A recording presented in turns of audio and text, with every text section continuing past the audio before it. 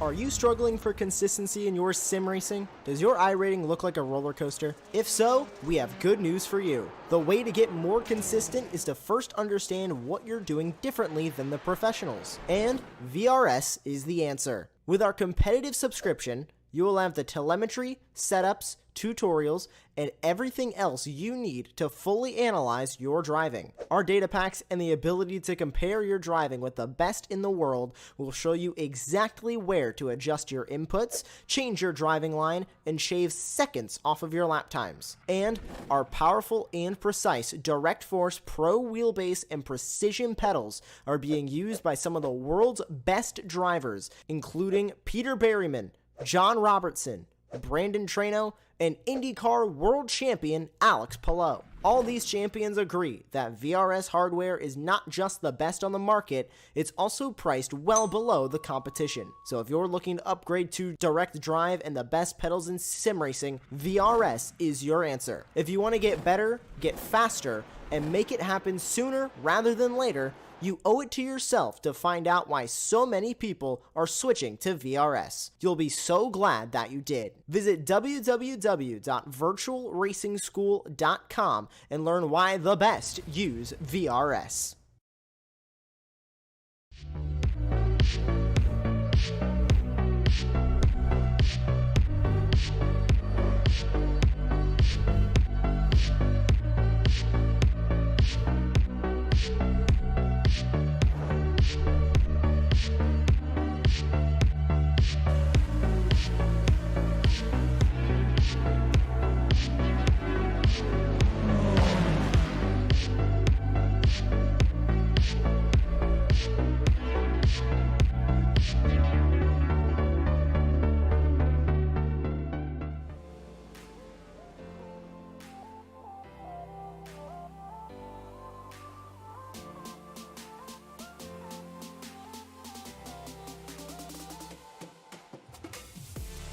Last week to from Belgium last week to Zandvoort in Holland this week for round 7 of the championship. Zandvoort, it's been at the centre of Dutch racing scene, and it's most probably the most important circuit for four-wheel drivers. It's the late 1940s, helping put the seaside resort town on the world stage. Nestling amongst the sand dunes, the track is named after the local town, and it owes its origin to the far-sighted local official, Mayor Van Alphen, who saw potential for racing to transform the fortunes of the town after a street race was held here in 1939 and proved to be a great success. I'm Tim Cox, and we have access in the production booth, but taking a slight hiatus this week is GJ Clark, and instead I'm joined by Adam Thompson. Adam, welcome along Zandvoort, a real driver's circuit, and I think it still, although it can be tough to pass around here, it still does offer up a few opportunities and definitely some exciting corners.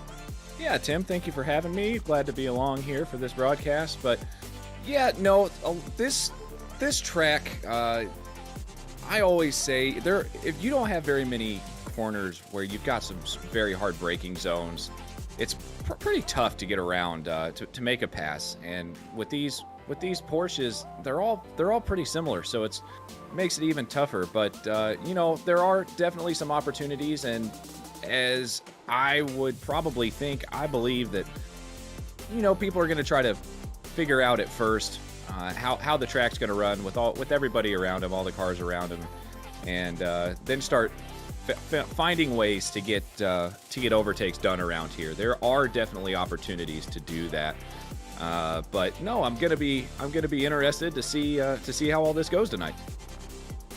Local qualifying just getting underway as we speak, and as always, this series has got its 3 primary sponsors. First up, we've got Virtual Racing School. If you're looking to improve your on-track performance with 50+ data packs for road and oval racing setups, track guide, data analysis software, and one-on-one coaching.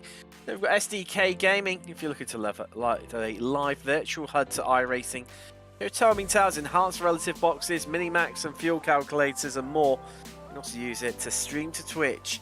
the most complete overlay on iRacing, and furthermore, you can use it to broadcast your leagues like we do for all of our broadcasts here at Apex Racing TV, and finally utilize it to adjust your team strategy on the fly, utilizing the fuel calculator and the most accurate live timing on iRacing. And then finally, we've got Apex Racing Academy with 29 data packs, setups, track guides, integration with one of our sponsors, Virtual Racing School. They have weekly group coaching sessions and much, much more. Wow, what can we say? Qualifying well underway here in Holland. Of course, open qualifying as always, and wow, what can we say? It's the usual protagonist right at the front. Tim Anderstrom leading the way for the moment only. Well, only, I say only. Just under 0.04 of a second faster than his teammate. Godestad, who's occupying that second place and that front row of the grid with him. I mean, Adam, it's so tight, this championship, and I think that just reinforces just how close things are here. It absolutely does. You know, we're getting, I wouldn't say, yeah, I'll call it the closing stages here of the championship. So, you know, these guys are going to definitely be probably pushing harder, and I'm sure they're putting more practice in than they have so far this season. Obviously, they've put a bunch of practice in or they wouldn't be where they are. But, you know, teammates up here that close together is going to be interesting to see how they're able to work together, or maybe not tonight. I don't know. I doubt they're going to do anything too rash, but no, it is the gap as of right now between Godderstad and Lacine is quite a bit away for a track this tight. It's pretty interesting to see a gap that big. It isn't, of course, well, Lacine, one of our AM drivers here in the championship, and at the moment, as it stands, he'll be starting on the second row of the grid, and that's an absolutely cracking time, especially if he can maintain that position. Of course, there's always the Lacine there, just making a bit of evasive action. I think I didn't quite catch who was spinning. I think it might have been Mark Silcock there. So just coming out of Hans Ernst. It's such a, it's a bit of a. Well, I think that what happened there, just indicative and a good way to explain what that corner feels like as a driver. To myself, anyway, it's almost like a little bit clumsy and so easily to snatch a break into there. Tim, that track or that corner is an absolute nightmare for me. Of all the corners on this track, and none of them are easy. That one right there is probably one of the toughest ones on this track because it just seems to go on for longer than you would expect it to, and then the way that the corner exits, it gets back kind of off camber a little bit. It's not an easy corner to get right. If you get it wrong getting into it, there's no way you're going to be able to get it right getting through the middle of it. So I think there may be a passing opportunity there, depending on how close. Whoa. Guess we got a spinner in front of Scott here. Looks like he's got through okay, but no, we'll kind of see how all that works out. You know, this track is so demanding on the drivers, so mentally demanding. And if you make any little mistakes through really any of these corners, it becomes, it can get a little bit dicey. Qualifying over and done with. Let's take you through the grid for our 17-car grid here, round 7 in Holland. Anderstrom on pole with his teammate Godestad for company. Lacine on the second row with Josiah. Scott Bakes, he's got Cunliffe for company on the third row with Thomas Cope and Gaventu on the fourth row of the grid. James Parker has Matthias Berg with him, taking up to 10th position. There's Tom Minot, who after great success last week in Spa, finds himself qualifying in 11th. He's got Martin Jensen with him on the 6th row of the grid.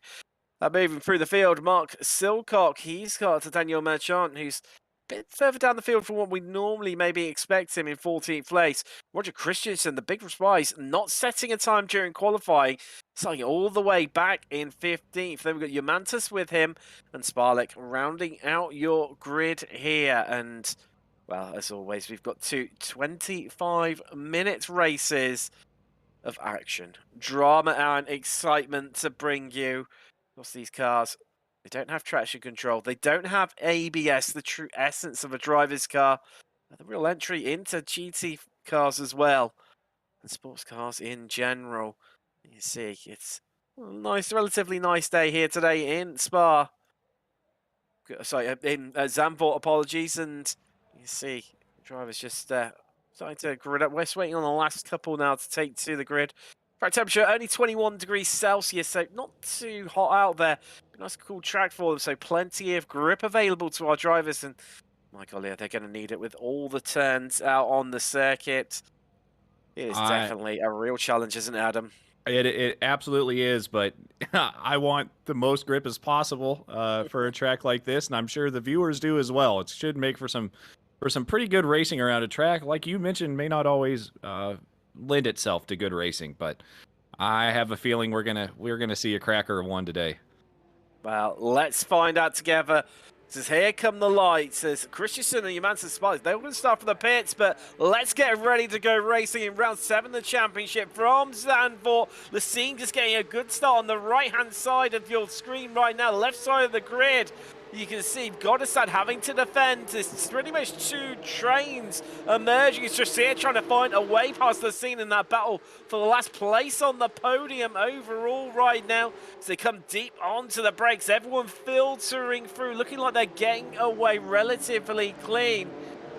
As they come through Hungerhorse for the best time here and head up the hill to what is really one of the most fastest and flowing sections of the circuit. You see in the background there, Scott Mokes just having a bit, and Thomas Cope having a bit of a coming together, a bit of rubbing body panels. But Lacine really having a cracking start and staying hold of the RPC Esports drivers in front of him. He'd be absolutely ecstatic with that one right now, Adam. The AM driver in 3rd overall. You know, not only is he holding them off, he looks like he may be actually getting a little closer to Goddardstad. So he's doing a great job right now. Yes, it is only lap 1, but if he can keep these 2 drivers that were extremely quick in qualifying within his reach, within his sight, I think he knows he's going to be okay. Sorry, cross you, Adam. I think there's been a big incident up in the background. I didn't quite catch who's been involved. I think Kavenchu might be one of them.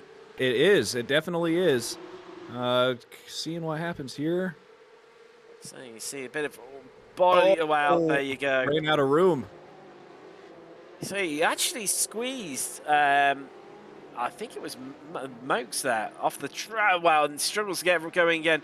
Of course, pointing right into the traffic, all coming towards him. And Gefenshu, after what was a good start, now falls right to the back of the grid. These early stages, however, as we head off onto our 2nd lap out of Tarzan, it's the scene still in there. And really earning his stripes right down that 291 car. But stay in touch with the RPC Esports drivers of Strom and Goddesad. Their teammate Christensen, of course, started from the pits. Hasn't been able to really make much progress so far. He's still down in 14th. However, really, not a lot of people gaining places. Tom Minot and Daniel Merchant, they are 9th and 12th respectively, gaining 2 places each. Just as I say that, Tom Minot drops the place behind Matthias Berk there. That in the battle for 9th place, and you can see just how close it is. And it's gonna, I think, Adam, what's gonna separate the drivers here could well be just one mistake, and it's gonna cost them so dearly because there's so little between each of our drivers. Well, yeah, like I mentioned, and this track is so demanding.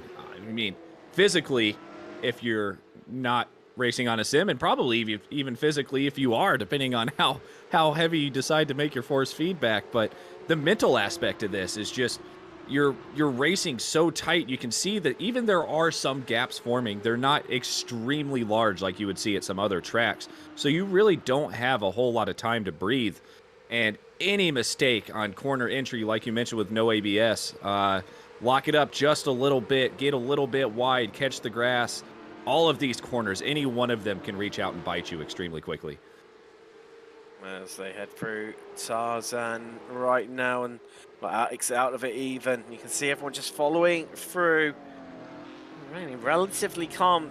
Reminiscent of what we saw back at Barber Make Sport Park, where it was a rather, quiet affair in race 1. However, as we've seen all season, Touch Paper definitely gets lit for race 2.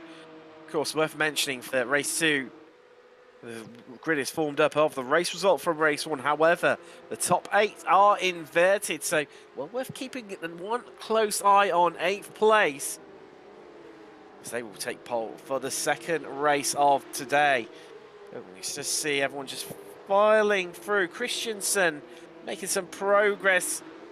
You see him just there in the red and black car.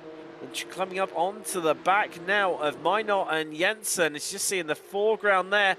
Cope and Parker scrapping it out right now. This is the battle for 7th place. This is some great racing so far. I mean, through all of these corners, I wouldn't be able to do it through one of them. So, man, they are just, I don't think they're waiting until race 2, Tim. They're trying to get it done now. They are indeed, and Cope still leading over Burke. Sorry, Cope and Perk. With Cope still leading over Burke, and this is where it's all crucial. Of course, this long swooping final corner. How much momentum you can carry through it, and right now Cope is feeling the pressure, having to go defensive into turn 1 there. It is possible. We've seen it in other series, and we've seen it in real life. There's plenty of grip on that outside line round turn 1. You can get overtakes that done there, but Burke just had to yield to the advancing Brit. It's Thomas Cope right now, and that absolutely, wow, standout livery, pink, yellow, white, and blue. They head down to, well, quite possibly my favourite part of the circuit, Rod Sloppenmacher, and you see they're still staying as they are, just looming in the background of them. Christensen has managed to get past Jensen, and he's coming through the field. He's up to 11th place right now, and it's going to be interesting to see how these two, Cope and Burke, get on right now, Adam, because Burke, I think it's surely for him, not necessarily maybe about trying to get the past them, but just how much pressure he can apply on Cope, and how much pressure equally Cope can absorb. Well, excuse me, sorry.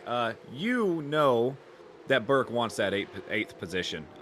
That's first spot, starting race 2. So he definitely wants it. I believe I don't think he's going to do anything drastic, but you know, like you mentioned, just keep the pressure on, force Cope into a mistake and see if he can capitalize on it. I don't know what's going to happen here, but this racing so far has been absolutely wonderful. Between these two, thought about it, decided not to. Oh, but they're speaking of the mistake.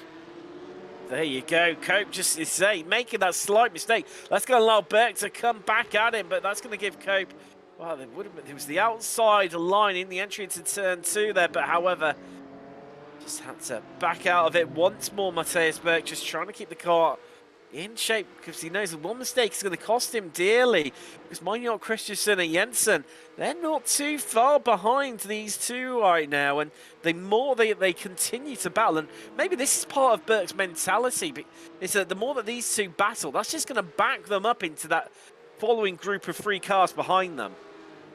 Absolutely. I don't know if I'm in Burke's position right now. I don't know what I'd be doing here, because you know that even if you can tell he's trying to keep it in line, he's not making any crazy maneuvers to try to get that 8th position. But you know, you want that spot, but at the same time, you don't want to be losing copious amounts of time to 10th and 11th, as we just had an overtake for 10th and 11th with Christensen and Minot. But so those guys seem to be battling back there as well. So maybe they're okay up here right now. They've definitely pulled out some time, as we saw just in the background there. So we're going to get a replay. This is of the overtake. This is Christensen getting the move done here, and this is down into Hans Ernst's box. It's well, definitely one of the places you can definitely make overtaking maneuvers, hard onto the brakes. But Christensen getting the move done with great effect, and actually from that just shows that one little part where they had to come side by side and really slow up, that's allowed the group behind them to really condense up. As we see our leader Strom, he's put out to around about a 2nd lead now, as we reach around about a 3rd of the race completed here in Zandvoort. It's top 10 right now. Strom, Goddestad, Lacine, Jasia, Kundelis, Mokes, Park, Cope, Burke in 9th, and Christensen rounding out your top 10 right now. As he begins the hunt, trying to, well, I'm sure he'll catch up with Burke, but the late great Murray Walker once said, catching people is one thing, but passing them is something different altogether. That'd be interesting to see how the Scandinavian driver can get on against the Danish driver of Burke. Let's just see these leaders. I mean, Kim Armstrong, he's been commanding all season, when he's been out the front. And once again here, Adam, he's just really asserting his dominance. And I'm sure it's not inside the cockpit. However, it feels like from up here in the commentary booth that he's just out for a bit of a Sunday drive. I wish I could say that I've been in his shoes, but I'm always the one back there in that midfield battling. So, you don't really know what goes through his head. He may be more nervous than the guys out here battling because he knows that he's got some pressure on him, being one of the faster guys here in the league. So maybe he is sweating just like the rest of us, but just the way he's driving this car right now, not a single mistake, no lockups, every line through every corner is perfect. It's impressive to watch.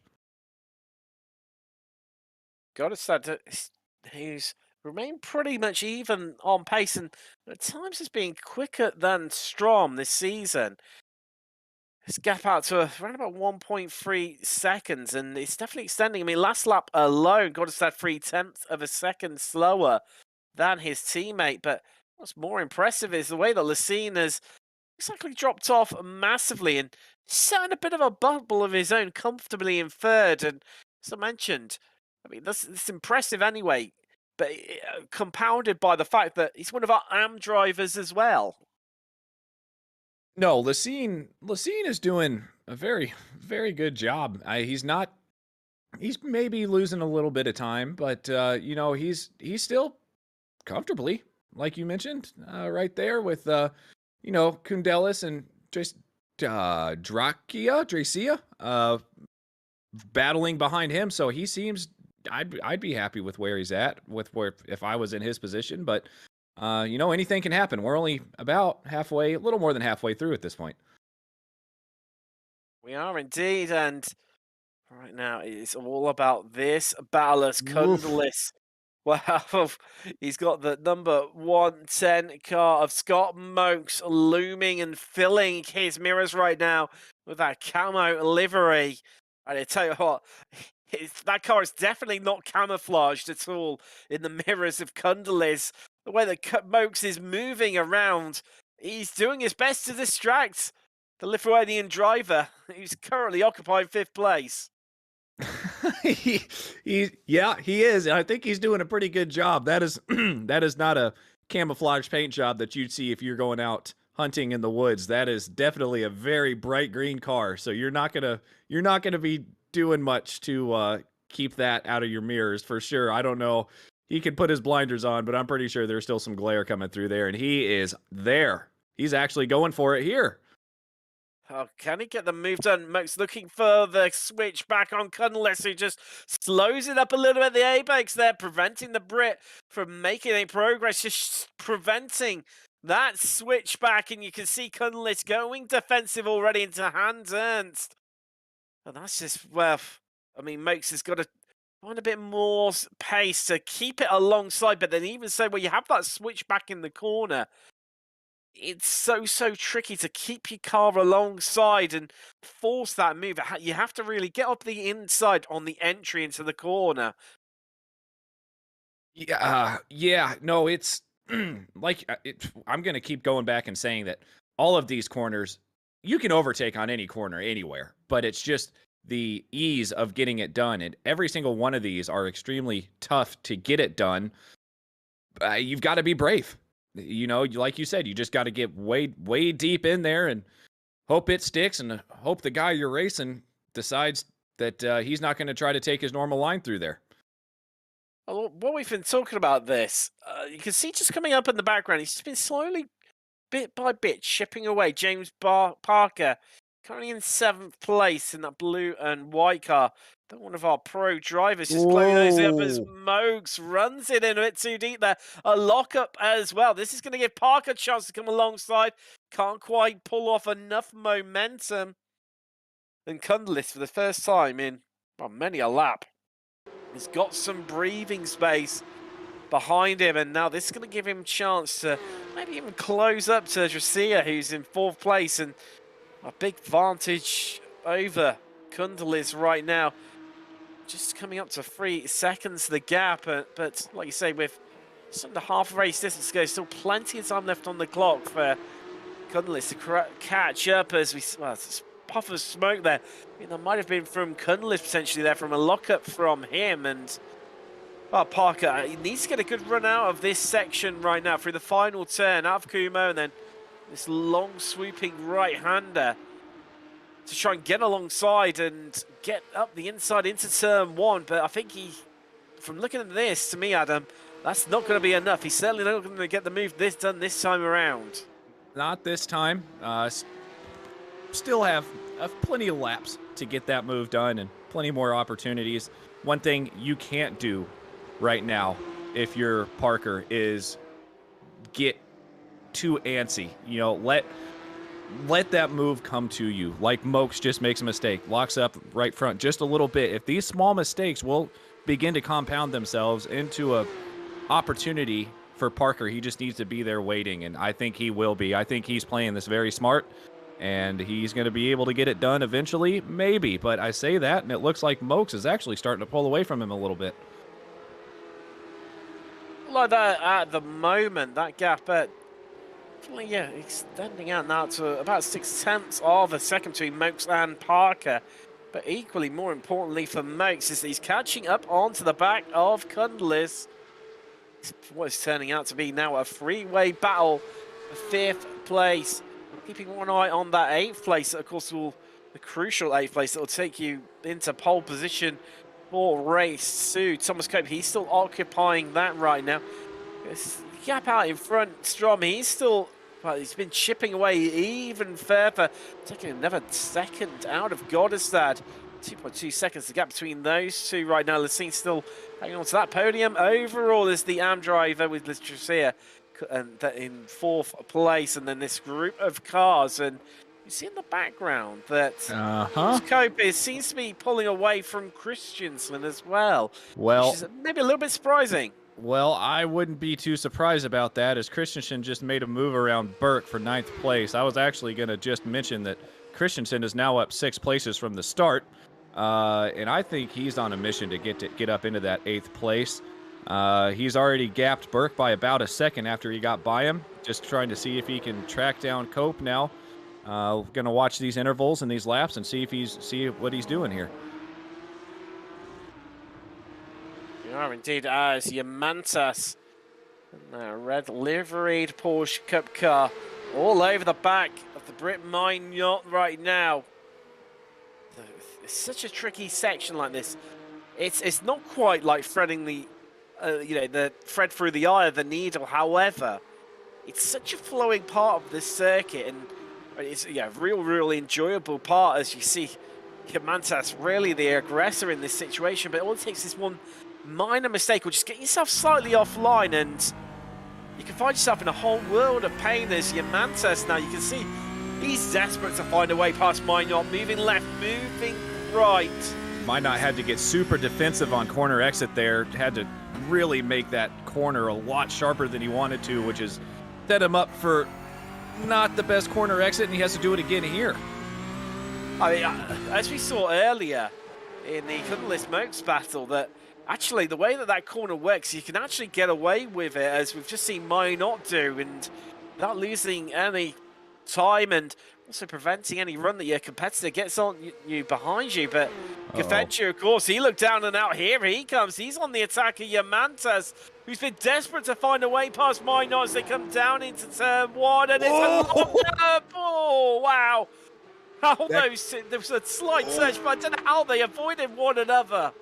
That could have been disastrous for all three of those drivers. Just got in there a little bit too deep to try to get the overtake done, and almost got into the back of Minot, which would have taken out Jomantis too. But they're all still going, and this battle still rages on. Maybe he learned a little bit of something right there, and gonna try it again.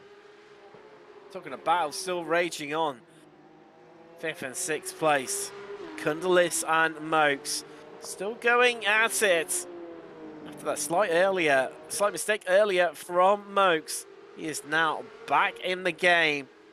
Within a shot of nicking that place from Kundalis, we've got just around about 5.5 minutes left remaining here of race 1. And Kundalis, as he comes down into Hans Ernst, still holding on to this 5th place, but it almost feels a little bit like when, not if, Mokes can make it past. The way that he's moving around and he's been the aggressor for so long. Do you think maybe even potentially just waiting for the last lap or the last but one lap potentially? I think so. I don't think he wants to make any moves right now, any moves too early to allow Kundalis to get back past him. But at the same time, every lap that he's sitting here behind Kundalis, he's observing, learning where Kundalis is getting defensive, how he can get maybe a run where you normally wouldn't be able to, depending on how Kundalis is positioning his car into the corners. I think Mokes is definitely going to set him up here. I would say the last lap or two, which we're getting extremely close to at this point. It's going to be coming quicker than you think. So, yeah, this overtake's going to happen pretty quickly if it does. And it may not happen, but I bet we're going to see an overtake attempt. It's got to be right on the cards as Mokes is turning up the pressure on Kundalis to the max here. And down through 9 and 10. I don't want to jinx anything at the moment here, but it looks like we mentioned Christensen and Cope back there in 8th and 9th for that final position for the inverted grid, and Christensen is now starting to gain on Cope. He gained about 0.2 of a second last lap. I just don't know if he's going to have enough time to get there. But anyways, yes, this battle still for 5th place. Well, I say that Mokes was setting him up, and now he's just fallen back into the clutches again of Parker. Yes, indeed. And this is the trouble with being the middle car, because as much as you want to attack, you then do leave yourself vulnerable to an attack from the car behind if you get it just a bit slightly wrong or don't pull off the move, as Kundalis just taking in a slightly wider line there into Tarzan. As we head now through Garlach and into Hungerholtz. See, they are literally nose to tail, pretty much, these three. So they have been for so much of the race. As we look back right now from Kundalis, well, that is what 0.2 of a second looks like here. That's not a view that I want to see if I'm Kundalis right now. A bright green camouflage car that close to my rear bumper in a position where he's going to have a chance to make an overtake coming up. And it looks like he's going to try to make the move here. Oh, it's running a bit deep. Can't quite hold on round the outside, can Scott Mokes. And Kundalis lives to fight another day as we come through turn 10. And now we open up the taps on the run down to Hansen. A big braking opportunity, and the hardest braking zone on the track. You see the nose just dive of the car as we head round Hansen. Wow, you see a bit of a mistake there from Mokes. Like a bit of a love tap there between Parker and Mokes. That is given a bunch of space. I'm sure Kundalis can finally breathe a little bit, recollect his thoughts, and hopefully maybe try to take some lines where he can gain a little bit of time here. And speaking of gaining time, I'm sorry Tim, but the gap for the 8th position is now down to 0.4 of a second. So I think we're probably going to have a battle going on here between, well, it's even closer now than it was.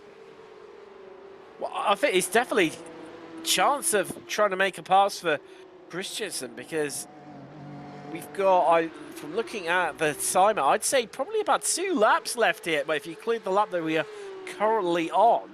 So time is definitely on Christensen's side, and if there's anyone who can pull off a passing move, it's certainly Christensen. And Cope, definitely, you can bet your bottom dollar he won't be willing to give that up without a fight and a stern defense. But equally, it all depends on what happens in front of him, because he could well have found himself, you know, with Cope on the attack because he's also right up onto the back of Parker now as well.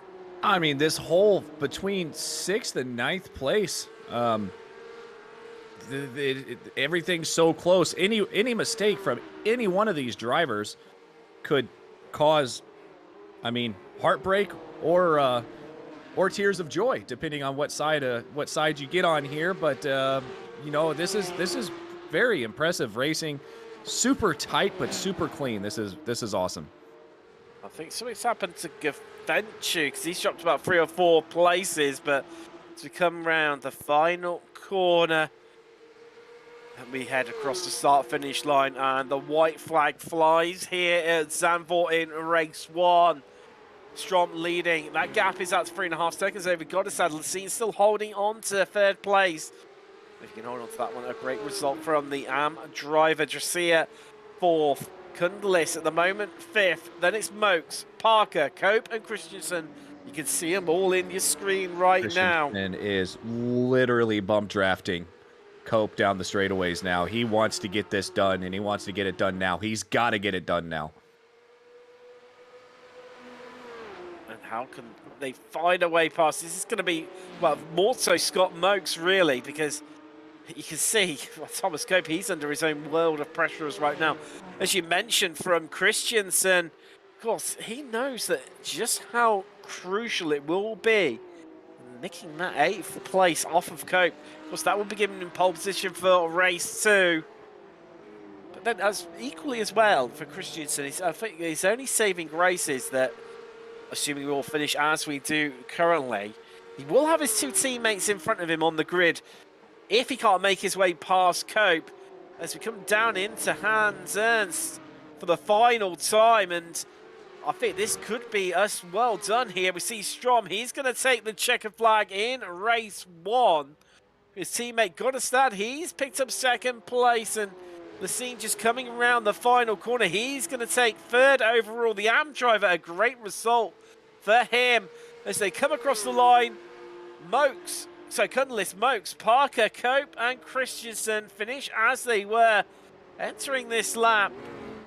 Man, how aggravating must that be to know that you've got the pace to get around the driver in front of you? It's just so difficult around here. It is indeed, but we saw this a couple of weeks ago at Barber, where exactly the same sort of situation as we had here. And, well, let's just say race 2, things definitely got interesting and drivers became a bit more adventurous. But right now, which is good to be able to bring you up with your results incredibly shortly. As well, Kim Armstrong, what a commanding performance for him, making it 2 wins on the balance. Of course, picking up the victory in race 2 last time out at Spa. But likewise, Goddestad as well, making it 3 second places on the bounce for him. Great result. There are your results. So Strom taking the victory. Goddestad 2nd, Lacine 3rd. Dracia, he picks up that 4th place, with Kundlis, Mokes, Parker, Cope, Christensen, and Burke rounding out your top 10.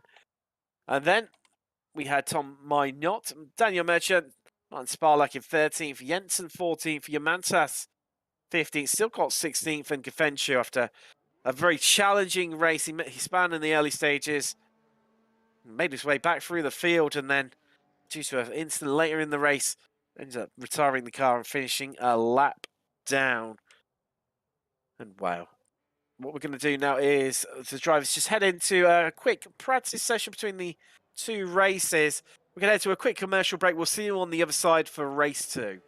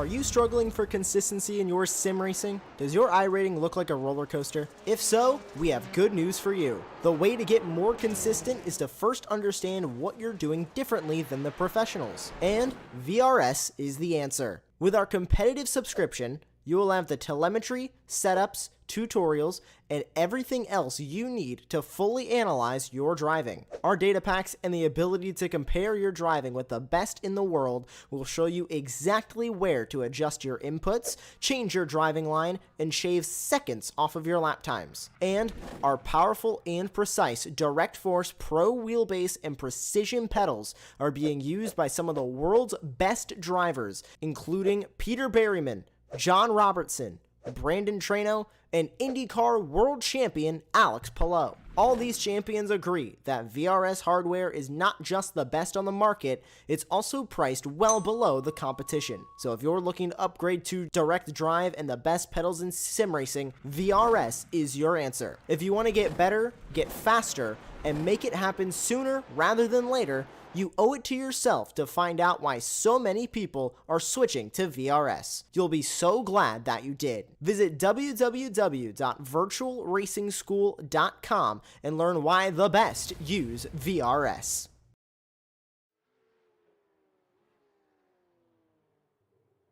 Welcome back, and you join us just as the practice warm-up session comes to an end here at Zandvoort, and we get ready to go racing once more for race 2 from Zandvoort. And this is what we were saying earlier, this is where things get interesting. Of course, the grid formed up with the race results from race 1, but the top 8 inverted, so that means that Cope is on pole with Parker alongside the company, and Scott Mokes with Cunliffe on the second row. Jasia and Lacine make up your third row. We've got Sadden Strom. Christensen couldn't quite get inside the top 8 after starting from the pits. He starts 9th for race 2 with Matthias Berg. On the 6th row of the grid, we've got Tom Minot with Daniel Merchant. And then we've got Martin Sparlake and Jensen, Yamantas and Silcock with Gafenchu starting in 17th and last on the grid. But here come the lights. Let's get ready to go racing in race 2. And who's going to come out victorious as we've got, wow, 4 wide, 5 wide almost in the background, and there's contact and spinners in the background there. I think Minot caught up in it, Merchant, and maybe even Silcock also caught up in the mayhem and the melee off the start line. But look at the start that Cope has got over everyone. 0.8 of a second clear at the front already. And then you've got Parker, Mokes, and the long train behind him. But what a start from Thomas Cope. That was unbelievable. Those lights went out, and that may have been the quickest reaction time I've ever seen on iRacing. That was amazing for him. Got out, got to the inside line. Nobody was going to challenge him into one. Just watched all the chaos unfold behind him, and he's out, off and away. About 0.8 of a second now, and it seems to be holding that gap. So, you know, until we get drivers like I believe those RPC Esports guys are going to be coming here pretty quick. Definitely keep one eye on them. Strom's just making up a position in the background there against Lacine. Godesad already through. And Lacine's, I think he's lost, something's happened to him. He's lost a couple of places. And Strom as well, he's had an incident into hand turns. That was and an it's RPC? all happening. My goodness, hopefully we can get a replay of that. I just saw a red car go flying through the chicane there, but anyways, still the same going up front here, but oh man, wow. Okay, well, race 2 is already a little more interesting. There we go. Adam Thompson practically speechless on his debut into Porsche Cups here at Apex. But Cope still leads after one lap completed. Parker second, Mokes third, Cunliffe fourth. Jasia, Godesad, Christensen, Yamantas, Jensen, and Lacine rounding out your top 10. Then Sparlett, Gafenchu, what a start from him at 5 places into 12th. And then Kid Armstrong, he's been falling all the way down to 13th place. Still cook up to into 14th with Minot and Merchant. Last running cars, and Berg has retired their car after being caught up in that, well, say first lap action is pretty much just off the start finish line. So off the start line, out of their grid boxes. As we now see Scott Mokes once again on the attack. Can he make it count this time? Last race it was Kundlis, who is behind him as you see Mokes just having a look up the inside there. And this time, James Parker has the privilege of being followed, hassled and harassed by Scott Mokes. Oh man, this is Mokes is on a mission today. I think he's probably gonna be a little less nice, let's say. While you here in race 2, you definitely can see he's got the pace. He just wasn't able to make the move in race 1, but he's coming this time, and he's a lot closer to the front. Not nearly as many cars he's got to get around. Go across the start-finish line. Another new fastest lap for Cope. He is not hanging around whatsoever. Equally, neither is Christensen. Is his attempts to catch up to the back of Godestad, currently in 7th place for him. But it's like a carbon copy of the last race. Scott Mokes tucked right up behind the car in front of him. Of course, as mentioned, James Parker. This time, the car in front of him. However, he has got 2 teammates in Kundlis and Jasia right behind him, who then has 2 fellow teammates behind them of Godestad and Christiansen. And I think maybe we could see some team tactics and ganging up on one another to get positions done.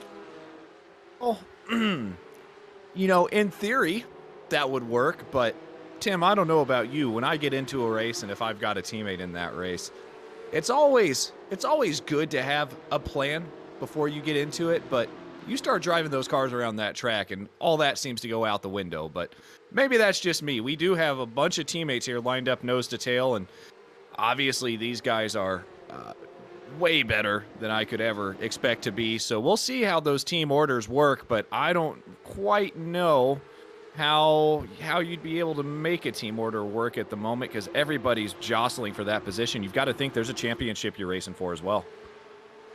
There is indeed credit worthwhile mentioning, and we see, well, we all know he's been so dominant this season in the pro category by the RPC drivers, and he's been able to make good progress in race 2, as you just see in the background there. Godestad tried to have a bit of a look up in the inside into turn 1 against Jasia. And, well, Jasia pretty much a bit of a roadblock to those 2 drivers. You see him in the background there, and there we go. As they come around Hogelholtz and out, and wow, Jasia not getting the best of exits, still on the grass. And this could be Godestad's chance to pull a move off. But Jasia says, no, you don't have it quite that easy. Tries to fight back, tries to run. Godestad out, but Godestad hangs on in there, keeps his foot in the game, and gets the move done round the outside. Now this could be where okay, getting back here at the beginning here. I want to see how this red car ended up through the grass sideways through this chicane. Oh. Huh.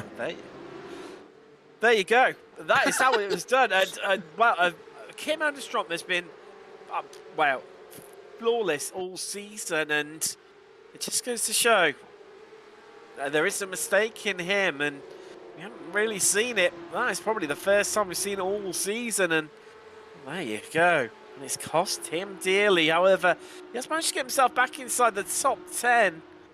After falling down to around about 13th place initially. As we see Mokes having once more a bit of a look up the inside of Parker into turn 1. New personal best from Mokes, from Cope. He's not hanging around. And Mokes finally gonna make the move, potentially, but he can't get the move done once he locks up and just about avoids Parker. But look, Kundlis is now all over the back of Mokes, and now we can repay the favour of what Mokes was doing to him for pretty much the entirety of race 1.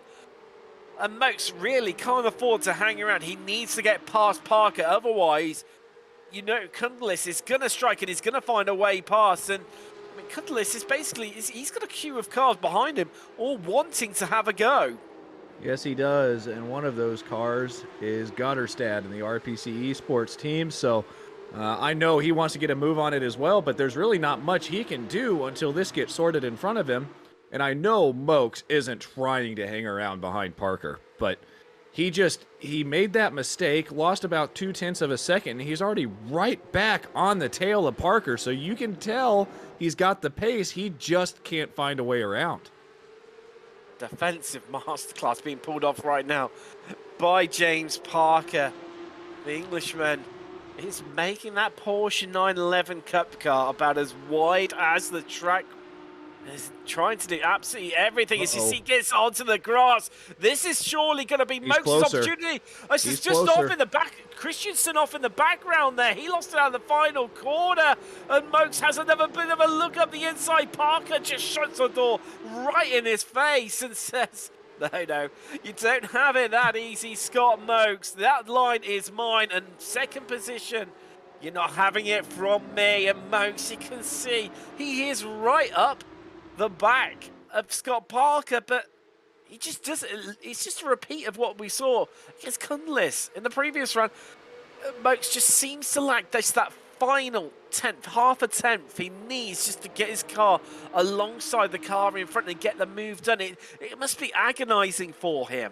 You know, I'm going to say exactly what you said. I don't know how much of this is on Mokes not having the pace as much. I think it's more on Parker. He is just positioning his car in such a perfect spot, corner after corner. It's just unbelievable to see how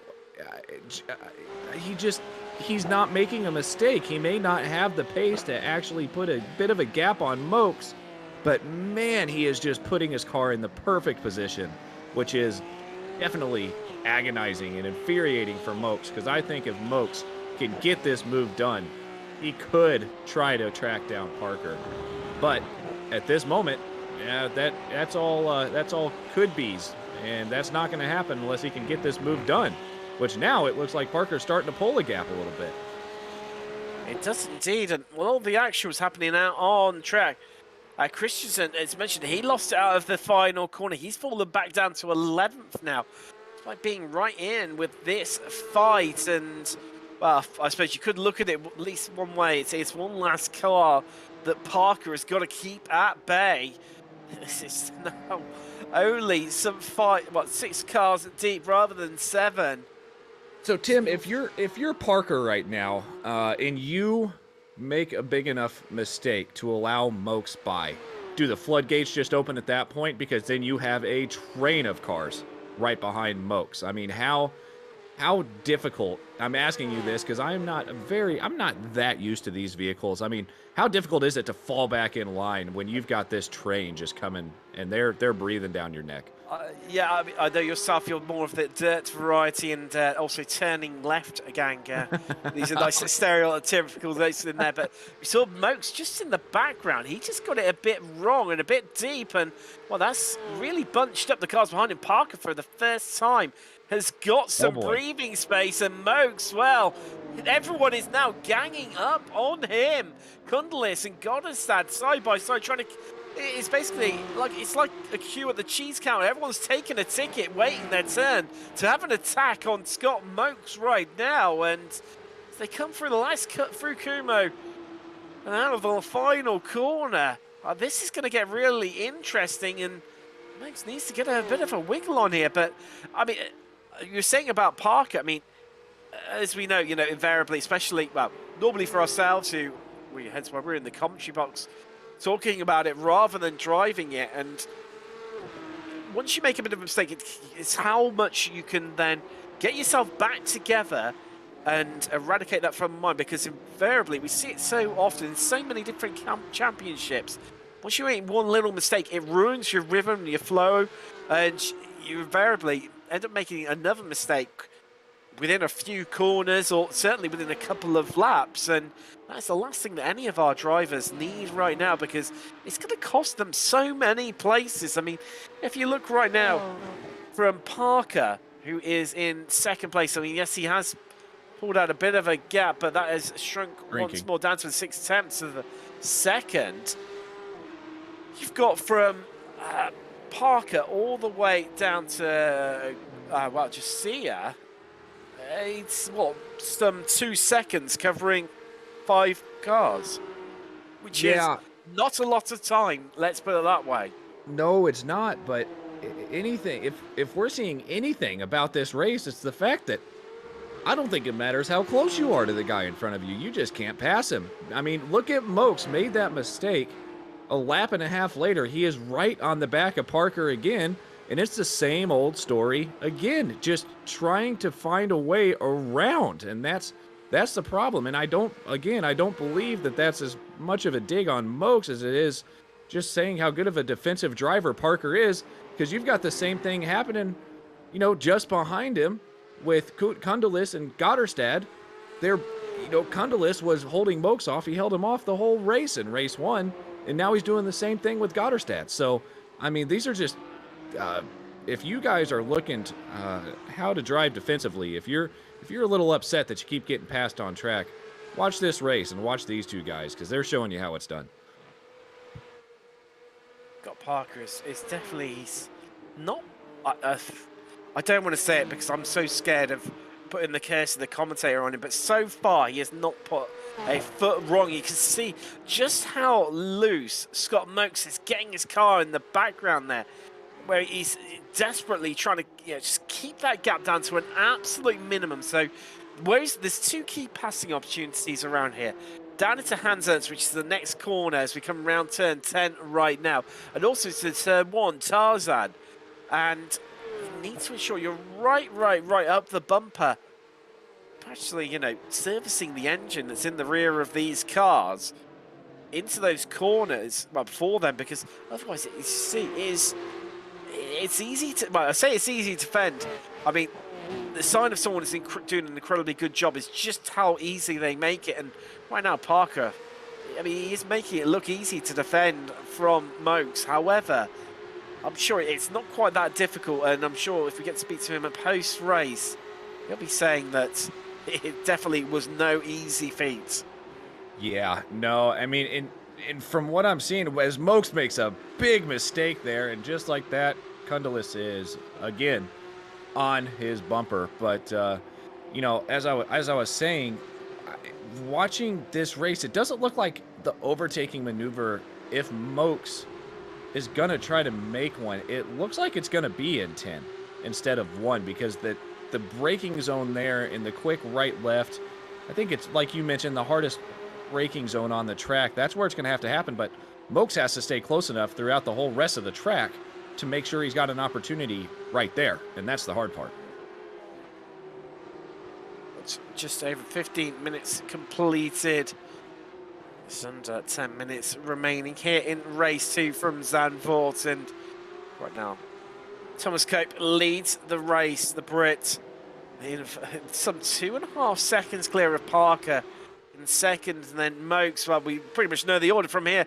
Been like it for so long. Kundelis, Scott Assad, Josiah, John up to 7th after a bit of a recovery after that issue we had earlier. Germanto safe. Christensen, another driver who's had to recover, up into 9th now. And there we've got Josiah, Gafenchu, Jensen, and Lassine, and Sparlek, of which you can see the latter 3 right now. They're locked in there. Equally intriguing battle. Tom Minot, he's 14th. Silcock, 15th. 2 retirees. Marchand and Burke, who we lost on lap 2 and on the opening lap, respectively. And Lassine seems to be a lot closer right now to the back of Jensen than what we've seen from our front group. Of course, we know Lassine's got great pace. He's on the 2nd row and finished 3rd overall in the, the previous race, and he's having a good look into turn 1 and just can't get his car up alongside Jensen enough, and has to dip out of it. But that's the closest we've seen than any of the cars in front of him have managed to get to an overtake. Right there, turn 1, that just says it all. You have got to drive that thing in there deep if you're trying to make an overtake into 1. And it looks like Lassine does have a little bit of damage on the front end, which probably doesn't help in his straight line speeds with the arrow trying to get beside the car. It looks like he's okay while he was in the slipstream, but just can't quite get beside him where he wants to. And, well, back up to this never-ending battle, which isn't a problem, I promise. I'm loving this race, guys. But man, it's just non-stop action. I'm sure all these five drivers, five drivers, I apologize, are probably going to need some deodorant after this race. Oh no! Oh, there you go. Contact, Mokes. Well, everyone's pretty much involved there. Mokes involved. Kundlis involved. They've come off the worst as Christensen just comes through and he gets past Kundlis there. Wow. It was going to take something big and Mokes, he ran it in deep, but that was okay. And then I think just raced, had to slow up because he was nearly in the back of Parker. That's what caused the incidents behind him. That is unfortunate for all the drivers involved. You never want to see something like that happen. With the racing that has been between those five drivers has been just absolutely amazing the whole race. And, you know, it's unfortunate for those guys, but didn't seem to be like there was too much damage. Yeah, they lost a few positions, but tap yourselves on the back for a race well done for about 35 minutes. It was unbelievable battles between all those drivers.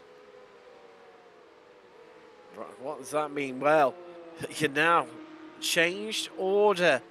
Our top two still remain the same. Godestad, he's third. Strom fourth. Justia fifth. Yamanta sixth. Moke seventh. Christensen eighth. Kundlis down to ninth place. Let's go see Makafenchu behind him in 10th. There's Jensen, Lassine, Sparlek, Minot and Silcock. There's Kafenchu. He's just made it past Kundlis. Incredibly close between those two as well. Kim and Strom there, practically drifting it out of turn 10. And, well, Howard, it could have been so close to all going wrong and patched himself a one-way ticket to the barrier. This is where team order, I'm not going to say it's team orders, but this is where teamwork may come into play, Tim, because if I was James Parker at this moment and I see two RPC esports drivers lined up nose to tail behind me, that is not a position that I want to be in with about 5 minutes left in the race. And before I get off this subject, I've been thinking about this for like the last 5 minutes. Thomas Cope, we haven't talked about this guy at all this race, and he is just up there running his own race, 3 seconds ahead. So great job for Thomas so far. I know we really haven't said much about him, but Thomas, this is normally when the commentators or the broadcasters don't talk about you, you're either doing something really wrong or you're doing something really right. And you're definitely doing something really right here. Well, yeah, the Olympus Esports driver is, I mean, it's just been a quiet race, just ensuring these, you hit every apex and exit right. And it's just been in his own lane, planning his own field, and 3.3 seconds is the gap that he has pulled out over Parker in second place. And Parker equally now, he's got a second and 3/4, 1.8 seconds between himself and Godestad in that last podium position. Yeah, the problem is that those laps between Parker and Godestad, I'm looking at the last lap, Parker ran a 38.5 and Godestad ran a 37.8. So Godestad is definitely got the pace. It just depends on if he's got the time to get there. As we see none of the RPC drivers this time, it's Christensen trying to find his way past Mokes, who, wow, the incredibly unlucky Scott Mokes, who, if he'd stayed where he was, we were on for an all-British podium here overall in race 2. However, due to the contact and the instant down at Hans Ernst, means that he's down to 7th. And now has Christian, who, I mean, yes, we've seen how challenging it has been to get overtakes done. However, I'm just a little bit surprised that Christensen has only been able to make up the one place, considering his two teammates started in front of him on track, and they've made a lot, yes, a little bit helped by what happens to Kundlis and Mokes. However, you know, they've moved up through the order, whereas Christensen seems to be struggling and maybe not his favourite track potentially here. Well, Tim, I think you're missing a key part of this.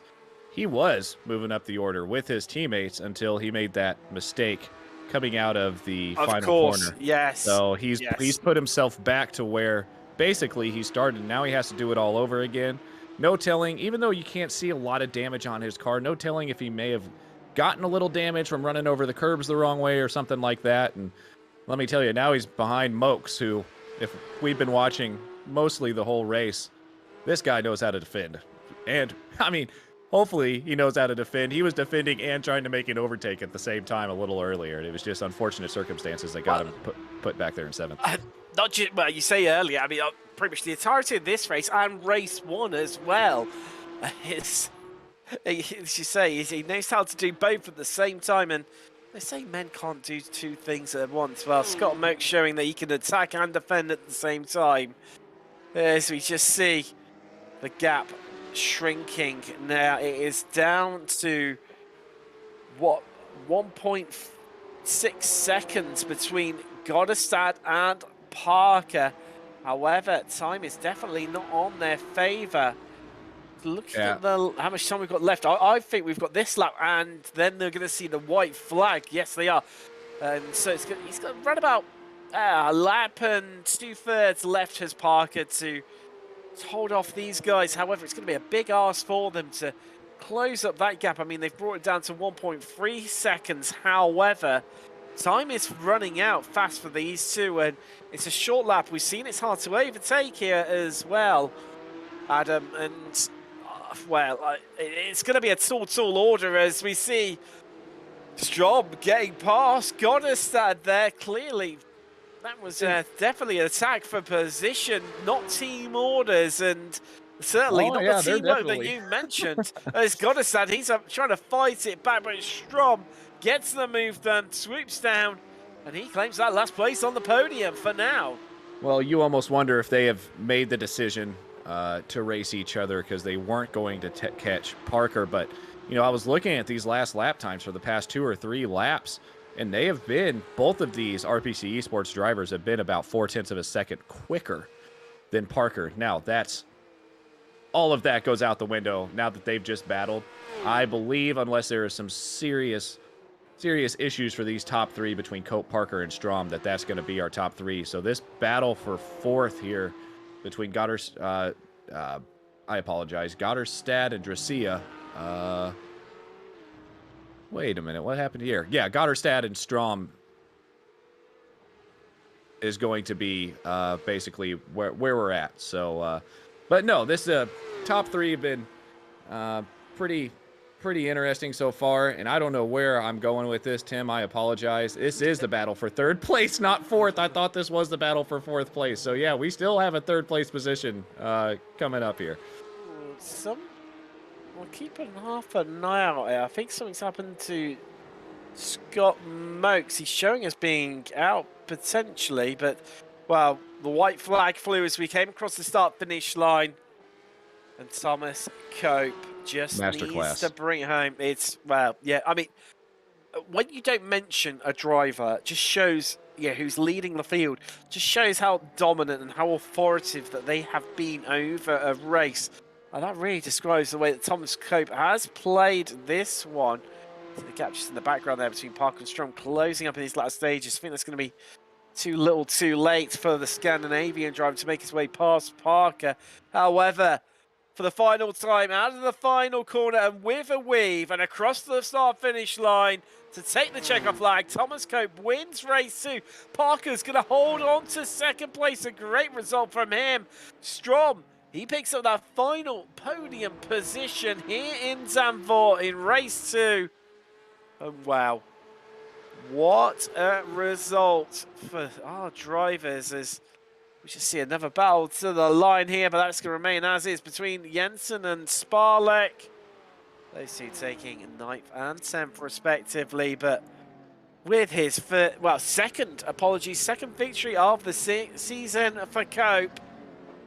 Parker with his second place of the season as well. Great results for the Brits here in Holland. The victory donuts roll in, and let's take you through your classified results for race 2. Thomas Cope, he takes the victory. Chase Parker in 2nd place, and Strom occupying that last podium position. Gotta sad, he has to settle for 4th in the end after being passed by his teammate Strom in the final stages. Dracia in 5th place, Yamanta 6th, Christensen 7th, Kunlis 8th, Jensen 9th, and Sparlik rounding out your top 10. Tom Minot, he finishes in 11th with Silcock 12th. Lacine, after a good race 1, race 2 not being his friend, and finishing in 13th. Scott Mokes, he finished a lap down, but ultimately retired the car. And then on lap 12, we lost Kafenchu. Last 2, Merchant retired his car. And Mateus Berg, unfortunately, didn't make it. Well, even down to turn 1, that instant on the start line, claiming him. And, well, let's have a bit of a chat to our race victor here in a race 2. Thomas Cope, welcome along to the commentary booth. Second victory of the season. How does that one feel? It feels quite good. Obviously, it's always nice to be the RPC boys. They are very dominant and very good. I'd just like to make a mention as well. Charles Michel, he's come along with me. He does a lot of wonders for me. If anyone can sort him out. Yeah, we'll bring him along for chat as well. Charles, welcome along, and well, you've got to feel proud of Tom's victory here today at Zandvoort. I mean, he just managed the track in the first race, and then got a good jump in the second race, and just it's almost like he was cruising out there. It is. I mean, we were saying in the commentary. I mean, it just shows that when you basically don't mention a driver for nearly the entirety of the race, it shows what a commanding victory that they've had, out in front. And I think that really described your victory here today, Tom, where you just headed off in the distance, put your head down, and just kept rattling through the laps, and the victory just came to you. It's, I mean, it's not easy even with the guys you've got in the field. Every second, every lap, I knew James Parker was right on tail. I just had to focus in, and it's hard racing on your own and pumping out the lap times. It's always easier in the pack because you're sort of following, learning, and keeping up with them, whereas on your own, it feels like a practice session. It's never easy, and it's always easier to make mistakes, in my opinion. Obviously, heading back to race 1, it felt like it was a bit tricky out there to pass today. Of course, at Zandvoort, it is known, there's only really 2 potential opportunities to overtake. And obviously, with how evenly matched the drivers are, just describe to us how tough it was out there to try and get moves done. Yeah, it's, I mean, every corner, there's only one real line. There's the S's where there's a couple of lines people can take. But if you know sort of the driver and how they approach a corner, you can almost gather where they're going to go and how they're going to make a move. Like race 1, I knew Christensen, I think it was, coming behind. There was a couple of spots where he was faster and he had a bit of different line. So I had to adjust my line just to sort of block him off a little, just to make it clear, like, I'm not going to make it easy for him to overtake by taking his line away. And I think that helped get in the reverse grid pole for race 2. And before we let you go, is anyone you want to give a shout out to at all? Yeah, the whole team. Charles, who's in here also, always does a lot of wonders. Everyone on the team who helps out, all the sponsors, HSR Autos, and all such.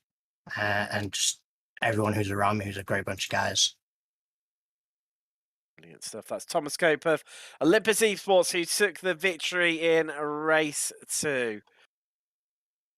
Right now, we're just waiting. Have a bit of a waiting period now between. We'll see if we have any other drivers coming just for a chat with us, Adam. But well, drama definitely in race 2 that really shaped the outcome, especially for that last podium place. Yeah, it did. I know that those RPC esports guys, as we just got off the line with Cope, I think everybody knows they're quick. Just, man, one minor mistake around here, as I mentioned, just the mental drain that this track puts on you. It has to be quite a lot, even for the guys that normally aren't known to make very many mistakes. And it looks like there were a couple of mistakes made by two of the different RPC esports guys. Now, this is a testament to them as well, to say that they got their cars back up into 3rd place and 4th place respectively. So that is very well done, by that team. But just these drivers in general, just a terrible turn of events for Scott Mokes, who was just up there battling for quite a while, and just for him to have that just one corner, it's all it takes just to ruin a race. But it's unfortunate for him. But all in all, I'm saying all of the bad things, Tim. This race is, for this track, these cars, how closely they were racing, it was unbelievable. Unbelievable racing by the whole field. It was indeed. So some absolutely amazing drives out there, and wow, what can we say? If you want to see more amazing racing coming up on the channel for the rest of this week, tomorrow night I'm back in the commentary booth at 8 p.m. GMT. It's the Apex Racing League Touring Car of Britain series as we head to round 8 at Brands Hatch. Well, that series is definitely delivers on excitement and action, and myself losing my breath and normally my voice afterwards. So make sure you tune in for that one. On Friday night at 9 p.m, it's Radicals. They are at Barber Motorsport Park for round 11 of the championship, and then on Saturday evening, it's Formula Renault 3.5. They are at Okayama. And then Sunday night begins the quadruple header here at Apex Racing TV. First off, at 7:45, I'll be in the commentary booth for SRF Weekend Warriors. So we head to the penultimate round to Phillip Island.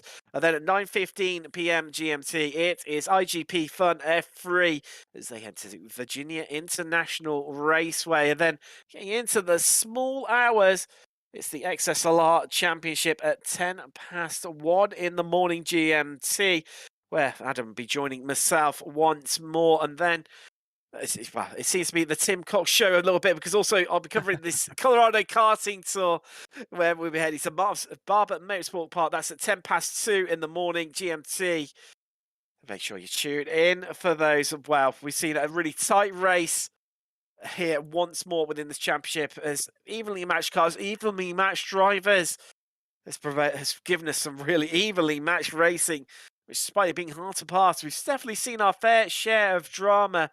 However, it's going to be an interesting one next week as we head down under to Australia to the absolutely epic Oran Park. We'll see you in a week's time. Thanks very much for tuning in.